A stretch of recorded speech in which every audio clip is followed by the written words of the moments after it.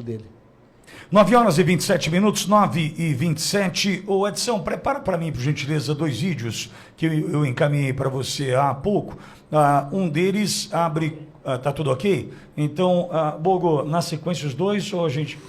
Acho que pode colocar os dois, um na sequência do outro. É importante a gente relembrar a possibilidade... Bom, vamos deixar Um depois, ok. Pode pôr um sequencial do Então outro. pode dar play, Edson, daí no intervalo a gente chama o segundo vídeo, por gentileza. Nós podemos disputar a eleição, nós podemos brigar na eleição, nós podemos fazer o diabo quando é a hora da eleição. Eu não cometo nenhuma imprecisão ao lembrar aqui, estou lembrando de cabeça, mas eu fui agora na internet, uma declaração da candidata agora eleita presidente Dilma. Veja aí, as palavras têm força. E diz que a gente faz o diabo quando dá eleição. A gente pode entender essa expressão de várias formas. Mas fazer o diabo tem uma carga figurativa muito grande. Será que fazer o diabo significa que a gente é capaz até de fraudar a eleição?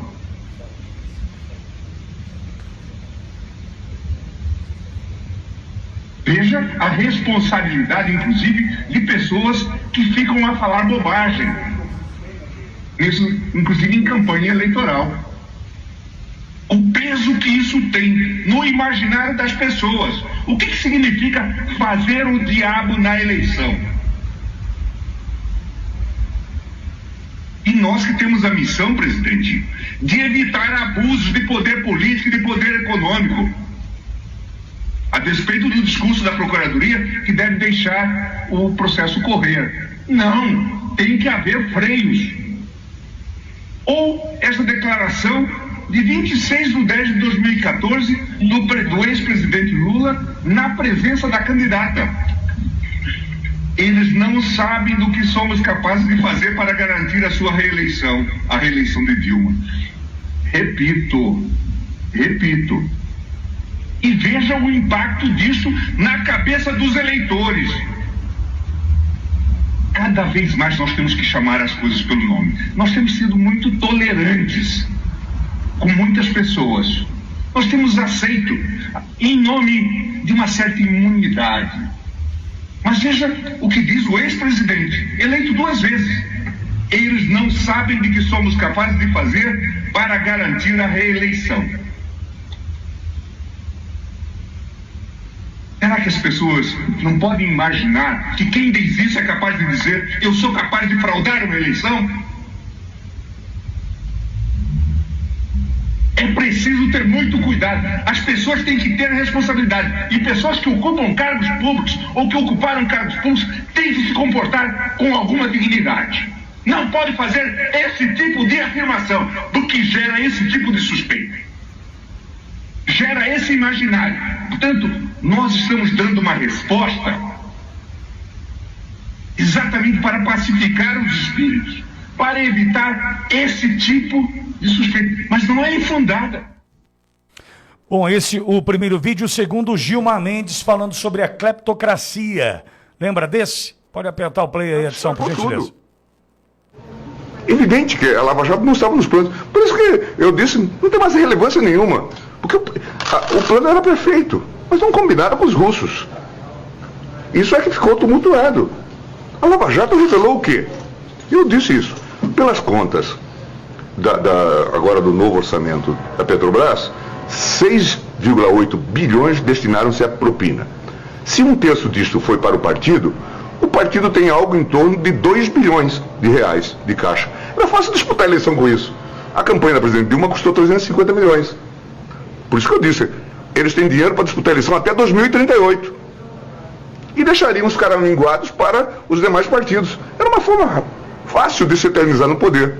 Na verdade, o que se instalou no país nesses últimos anos, está sendo revelado na Lava Jato, é um modelo de governança corrupta. Algo que merece um nome claro, de cleptocracia. Isso que se instalou. Isso é evidente. Veja o que fizeram com a Petrobras, veja o valor da Petrobras hoje. Por isso que se defende, eu falei isso, por isso que se defende com tanta força as estatais. Não é por conta de dizer que as estatais pertencem ao povo brasileiro, porque pertencem a eles. que eles tinham se tornado donos da Petrobras. Esse era o método de governança. Infelizmente, para eles, e felizmente para o Brasil, deu errado. Isso revelou, e nós estamos nesse caos por conta desse método de governança corrupta.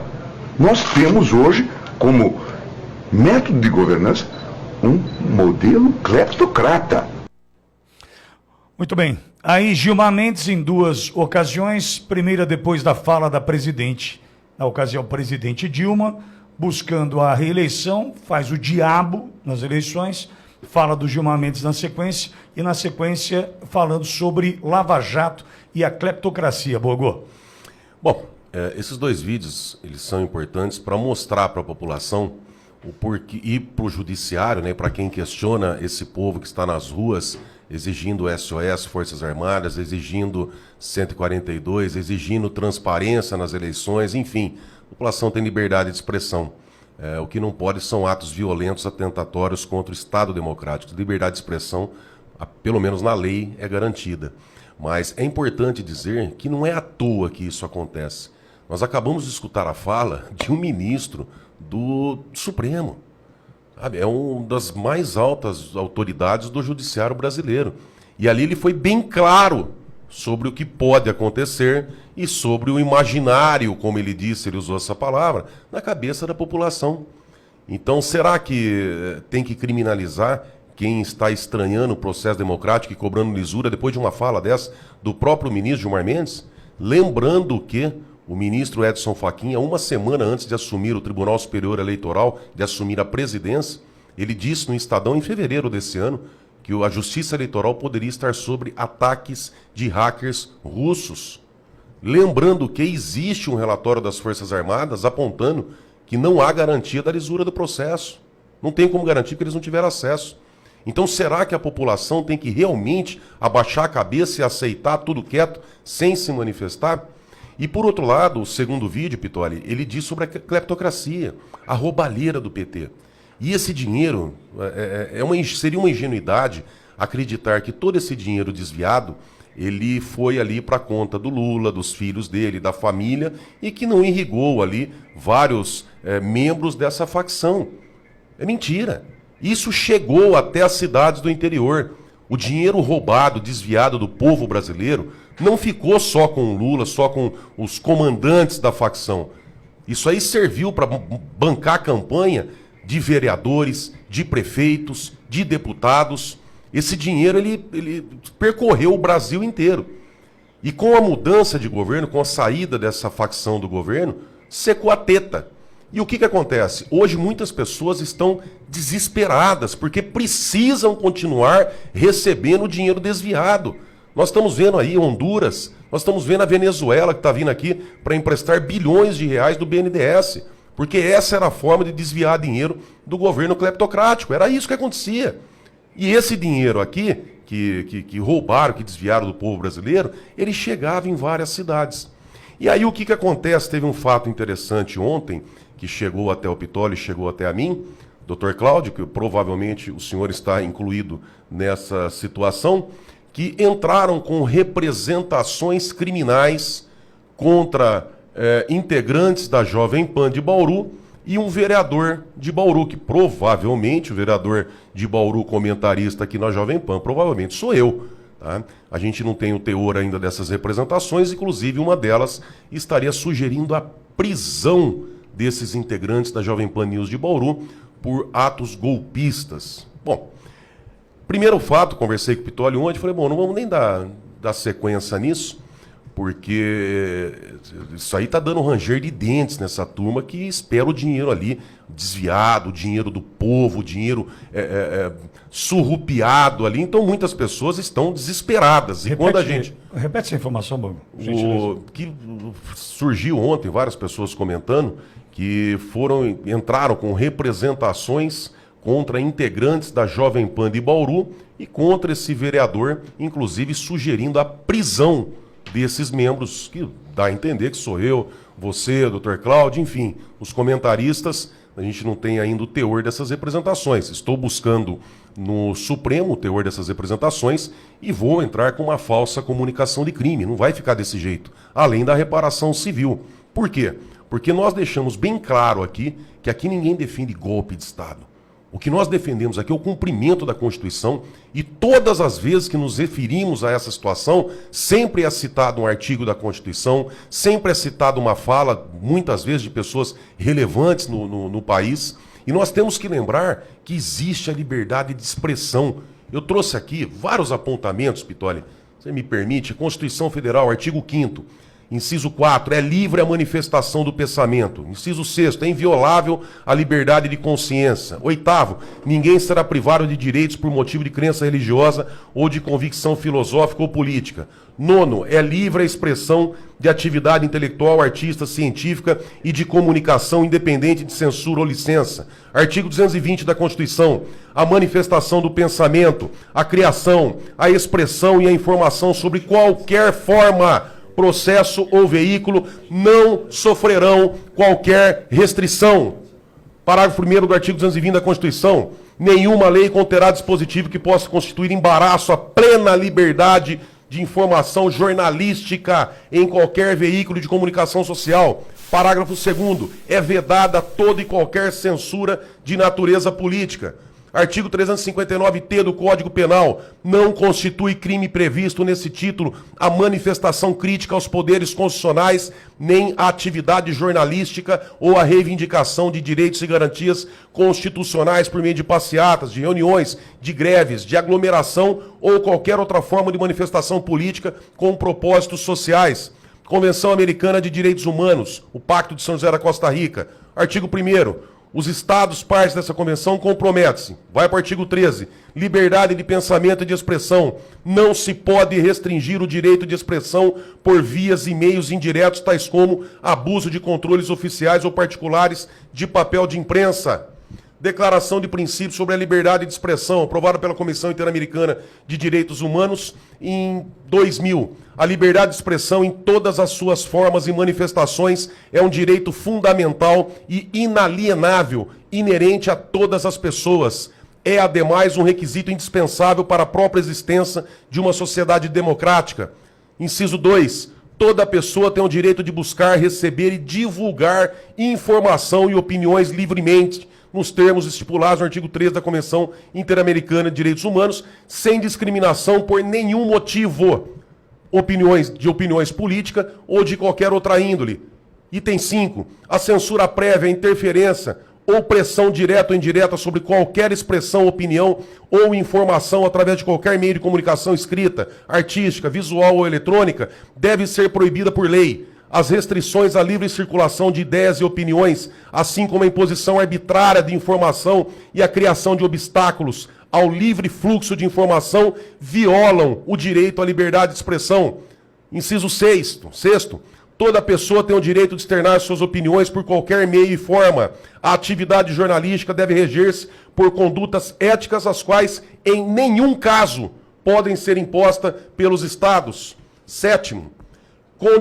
Condicionamentos prévios, tais como de veracidade, oportunidade ou imparcialidade por parte dos Estados, são incompatíveis com o direito à liberdade de expressão reconhecido nos instrumentos internacionais. 9. O assassinato, o sequestro, a intimidação e a ameaça aos comunicadores sociais, assim como a destruição de material dos meios de comunicação, viola os direitos fundamentais da pessoa humana. Declaração de Chapultepec, item 1. Não há pessoas nem sociedades livres, nem liberdade de expressão e de imprensa. O exercício dessa não é uma concessão das autoridades, é um direito inalienável do povo. Item 2. Toda pessoa tem o direito de buscar e receber informações, expressar opiniões e divulgá-las livremente. Ninguém pode restringir ou negar esses direitos. Item 4. Fala também das pressões e intimidações injustas ao jornalismo. Item 5, a censura prévia, as restrições, circulações dos meios, a divulgação de suas mensagens, enfim, tem vários aqui apontamentos da legislação, mas por fim eu termino aqui com a ação direta de inconstitucionalidade, número 4.451, de 20 de junho de 2018, que diz o seguinte, abre aspas, quem não quer ser criticado, quem não quer ser satirizado, fique em casa, não seja candidato, não se ofereça ao público, não se ofereça para exercer cargos políticos. Essa é uma regra que existe desde que o mundo é mundo. Querer evitar isso por meio de uma ilegítima intervenção estatal na liberdade de expressão é absolutamente inconstitucional. Essa fala do ministro Alexandre de Moraes. Ainda, a censura é a mordaça da liberdade. Quem gosta da mordaça é tirano. Quem gosta de censura é ditador. Ministra Carmen Lúcia. E por fim, cala a boca, já morreu. Ministra Carmen Lúcia. Então, diante de tudo isso aqui que eu li, Pitoli, que está no Pacto de São José da Costa Rica, está no Código Penal, na Convenção Interamericana de Direitos Humanos, na Declaração de Chapultepec, se isso aqui não vale, aí sim, ó, aí prende, aí manda para prisão, aí tortura, faz o que quiser. Ou vale a Constituição, ou vale o Pacto de São José da Costa Rica, ou vale os tratados de direito internacional, ou vale o Código Penal para amparar a atividade jornalística e a liberdade de expressão, ou então acabou. Acabou o Estado Democrático de Direito, passa a régua. É isso que está acontecendo. Agora, por que a importância desse fato que nós trazemos hoje? Porque essas pessoas que hoje estão com ranger de dentes, doutor Cláudio, precisando do dinheiro desviado, isso deve estar acontecendo no Brasil inteiro. Deve estar acontecendo uma perseguição tão grande às pessoas que não são comunistas ou de esquerda, que nos remonta ao século XII, no período da Santa Inquisição e dos tribunais eclesiásticos, aonde tinha as autoridades, que era a vítima, era o acusador, era o julgador, e tudo sobre o silêncio, sobre o sigilo, para que o povo não atrapalhasse. Então isso deve estar acontecendo, essas denúncias devem estar acontecendo pelo Brasil inteiro. Essa perseguição às pessoas que cumprem a lei. Milícia esquerdista, Sim. digital e física, né? Perseguindo pelo Brasil inteiro. Fala, Sim. Cláudio. Várias pessoas, essas denúncias contra meios de comunicação, contra jornalistas, contra advogados, que são pouquíssimos que estão tendo coragem de enfrentar o sistema, o mecanismo, essa roubalheira generalizada que nós estamos vendo. Essa decisão, por exemplo, de soltar o Cabral, por quê? Porque em novembro de 2019 eu estava no Supremo, eu acompanhei os 2 dias de julgamento, eu saí de lá chorando, doutor Cláudio. Chorando, porque eu sabia, eu fiz um vídeo até explicando que lá tinha acabado a Lava Jato. Lá eles fizeram aquele julgamento, eu falei isso num vídeo, tá nas minhas redes sociais, que em 2019 eles tinham trabalhado para soltar o Lula. E hoje nós estamos vendo as consequências. Por que o Cabral soltou? Porque aquele julgamento em novembro de 2019 foi para soltar o Lula, não permitindo a prisão após julgamento em segunda instância. Quando nós sabemos, eu falo isso como advogado com quase 20 anos de experiência, que pouquíssimas ações chegam aos tribunais superiores. E das que chegam, há uma minoria de ações que conseguem êxito. Agora, aqueles advogados que entram no Supremo Tribunal Federal de chinelo e de bermuda, a quantidade, o êxito desses advogados é muito grande. Agora, como é que são pagos? Como é que o advogado, como é que o Cabral está pagando os advogados dele? Com dinheiro, Nós tivemos aqui um curioso. caso em Bauru, da Coab, que foi desviado, aí já atualizado, um valor de 120 milhões de reais. Recentemente, o magistrado liberou parte desse dinheiro, 1 milhão, acho que meio de reais, para pagar os honorários do advogado, porque é verba alimentar. Esse dinheiro vem da onde? Dinheiro desviado. Então, os reflexos que nós estamos tendo na sociedade estão vindo dessas decisões que nós criticamos, com base na liberdade de expressão, com base na lei, na Constituição. Só que são poucos que estão fazendo isso, porque tem sim, nós não sabemos, não tem segurança jurídica. As pessoas que estão sendo aí presas no inquérito do fim do mundo, sem base legal nenhuma, sequer estão tendo acesso a esses inquéritos. Não sabem o porquê, o motivo que estão lá presas. E poucas pessoas enfrentam. Agora, o que acontece? Existe essas ratazanas que circulam nos porões dessa cleptocracia que precisa do dinheiro roubado. E essas pessoas o que estão fazendo? Denunciando os brasileiros, os patriotas que estão enfrentando, visando um futuro melhor para as próximas gerações. Reforça essa tua fala aí, Bogô, o que está acontecendo? Que entraram com algumas representações, a gente não sabe quem são as pessoas ainda, estamos buscando, mas entraram com representações pedindo aqui, sugerindo a prisão desses jornalistas, desses comunicadores aqui da Jovem Pan News de Bauru. O que acreditamos que seja, como cita um vereador de Bauru, provavelmente seja eu, porque o único vereador comentarista aqui, e integrantes da Jovem Pan de Bauru, provavelmente o Pitoli, Dr. Cláudio, não sabemos ainda quem são as pessoas, mas foi dada publicidade nisso, que entraram com representações para o Alexandre de Moraes, indicando a prisão desses comunicadores. 9h47, faltando 13 para as 10 na PAN. Fala, Cláudio. Eu continuo acreditando que o principal objetivo era garantir, segundo o discurso do Tribunal Superior Eleitoral, era garantir uma eleição equilibrada, equânime, limpa, transparente, sem desinformação. E aí eles prorrogaram para até a diplomação que aconteceu agora, dia 19, dos últimos diplomados. Me parece que, para o Tribunal Superior Eleitoral, acabou o processo eleitoral. Porque a diplomação é o evento administrativo, jurídico administrativo, que encerra o processo eleitoral. Existem recursos e processos que correm previsto na legislação e que serão oportunamente julgados. Eu já advoguei em casos eleitorais em que o julgamento foi acontecer 2, 3 anos depois. Então, as eleições acabaram. Dessa maneira, não há mais que se discutir as estratégias ou os interesses relacionados ao processo eleitoral. Aí nós caímos nos chamados atos antidemocráticos.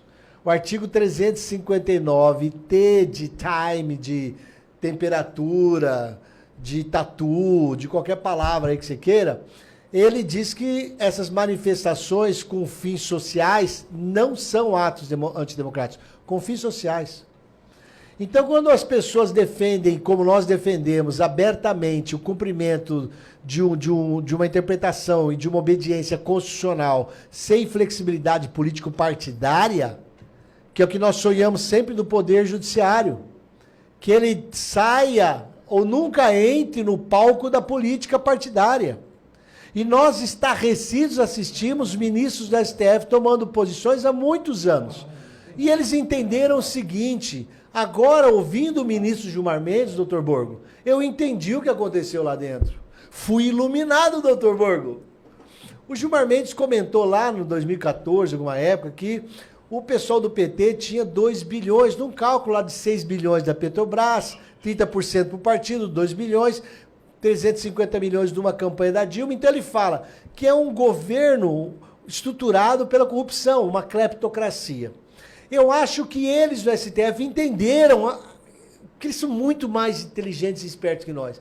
Eles entenderam que o Brasil é uma cleptocracia. Aí eles devem ter pensado o seguinte: nós somos cargos vitalícios. Eu vou ficar até 2030, outro fica até 2040, outro até 2000. Nós vamos ficar. Nós não somos essa cleptocracia. Então vamos começar a mandar isso aqui e deixar esse pessoal fazer o que eles quiserem até onde a gente concorda. Onde a gente não concorda, a gente diz que é inconstitucional, acabou. Eles passaram a entender que eles são os iluminados, os iluministas. E aí a interpretação da Constituição é deles. Para isso só precisa de umas pecinhas a favor deles. Uma peça essencial: o presidente do Senado não pode se opor a eles. Alcolumbre não se opôs. Rodrigo Pacheco não se opôs. E o Senado, gente, brasileiros, ele é uma treta da Constituição brasileira, em que são 27 unidades, cada unidade tem 3 senadores, porque eles representam a unidade da federação. Então você pega o Nordeste, tem 9 estados, são 27 senadores, você pega o Norte, são 7 estados mais 21 senadores, total 48. O Senado é controlado por onde não tem população no Brasil, mas tem unidade. Já o Câmara dos Deputados, que representa o povo, eles fizeram aquele teto de 70 deputados para São Paulo, máximo, e 8 para Roraima, mínimo. Então 50 mil brasileiros lá em Roraima equivalem a um deputado federal. 600 mil brasileiros aqui em São Paulo equivalem a um deputado federal. Não é democracia. O pessoal do Supremo entendeu, nunca teve democracia. Nós é que somos tontos de achar isso.